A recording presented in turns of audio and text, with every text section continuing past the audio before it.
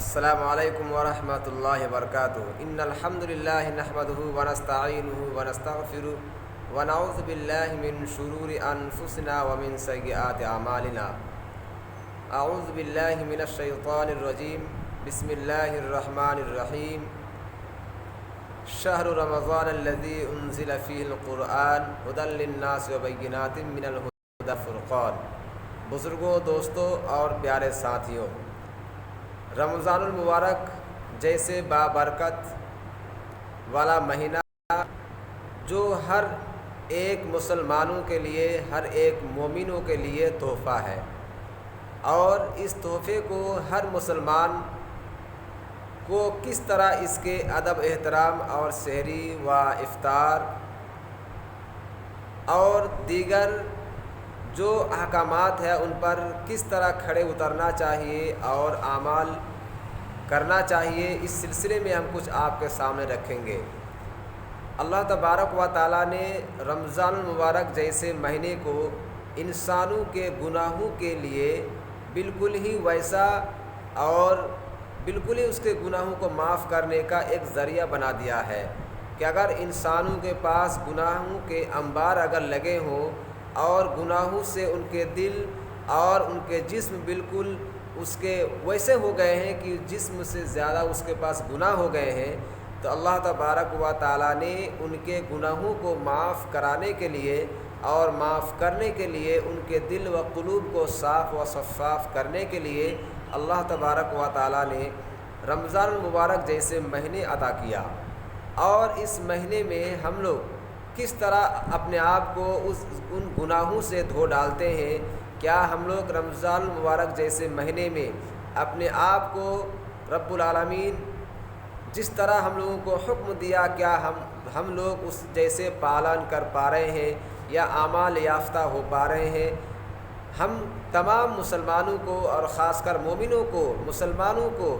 اور قرآن و حدیث کے ماننے والوں کو یہ بات سمجھ لینا چاہیے کہ اللہ تبارک و تعالیٰ نے یہ بابرکت والا مہینہ صرف ان کے گناہوں کے لیے بھیجا عطا کیا ہے کہ انسان اپنے گناہوں کو معاف کرا لے گا اور اللہ اور رسول صلی اللہ علیہ وسلم سے محبت کرنے میں کوئی کوتاہی نہیں کریں گے۔ لیکن آج کے دور میں دیکھ لیجئے کہ لوگ گناہوں کو معاف کرانے کے بجائے اور گناہوں سے معافی طلب کرنے کے بجائے وہ لوگ اپنے اپنے کاموں میں، اپنے اپنے حسابوں میں، اپنے اپنے گھروں میں ملوث رہتے ہیں۔ چونکہ رمضان جیسے مبارک مہینے میں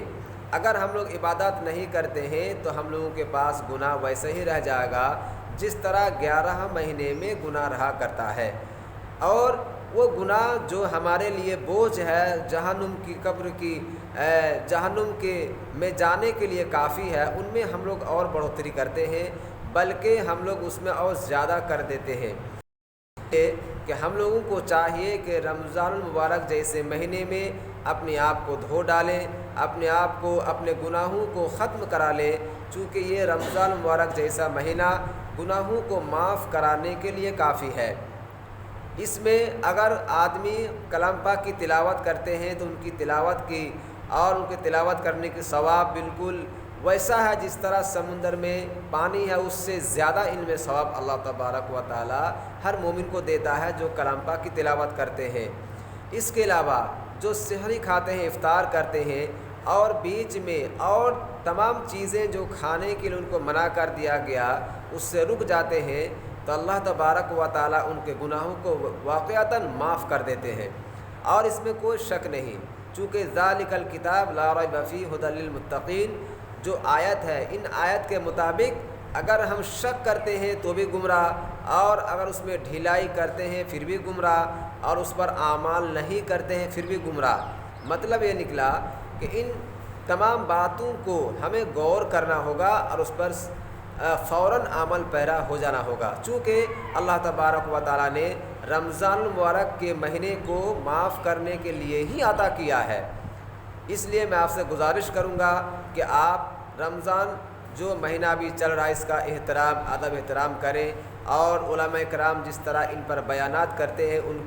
ان کی کہی ہوئی باتوں پر عمل کریں، چونکہ وہ بھی جو بھی کچھ آپ کے سامنے رکھتے ہیں احادیث کے مطابق ہی رکھتے ہیں۔ قرآن پاک کے مطابق ہی رکھتے ہیں۔ اس لیے آپ سے گزارش ہے کہ آپ دنیا میں جب تک رہے کم از کم روزے کے مہینے میں اپنے روزے کو کریں، اور روزے میں اور دیگر عبادات ہے ان عبادات کو بھی کریں، چونکہ اس مہینے میں اللہ تبارک و تعالیٰ نے انسانوں کو ویسے معاف کرتا ہے جیسے کسی ایسے انسان کو معاف کرتا ہے جس کے پاس گناہ بالکل پڑا ہوا رہتا ہے، اور اللہ تبارک و تعالیٰ ہمارے گناہوں کو معاف کرنے کے لیے کافی ہے۔ السلام علیکم ورحمۃ اللہ۔